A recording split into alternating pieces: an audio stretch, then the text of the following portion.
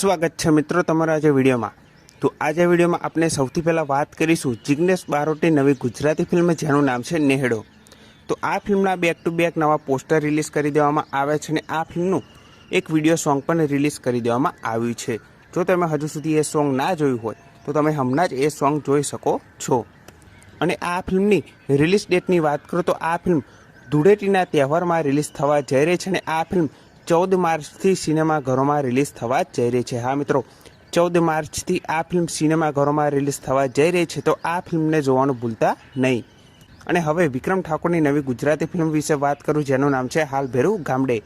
તો જોજે એપ તરફથી આ ફિલ્મનું ટીઝર અને ટ્રેલર રિલીઝ કરી દેવામાં આવ્યું છે અને આ ફિલ્મ જોજે એપ પર કમિંગ સૂનમાં આવી ગઈ છે અને આ ફિલ્મ 13 માર્ચથી જોજો એપ પર રિલીઝ થવા જઈ રહી છે, તો આ ફિલ્મને જોવાનું ભૂલતા નહીં। અને હવે વિક્રમ ઠાકોરની બીજી ગુજરાતી ફિલ્મ વિશે વાત કરું જેનું નામ છે સોરી સાજણા। તો આ ફિલ્મના પણ back to back song release કરવામાં આવી રહ્યા છે, જેમ કે પહેલા તસવીર તારે દિલમાં રાખી છે એ સોંગ રિલીઝ થયું, પછી ઉડે રે ગુલાલ, અને હવે મીઠો ઝઘડો મીઠી મસ્તી song music junction YouTube channel પર વિડીયો સોંગમાં રિલીઝ થવા જઈ રહ્યું છે, તો આ સોંગને પણ જોવાનું ભૂલતા નહીં।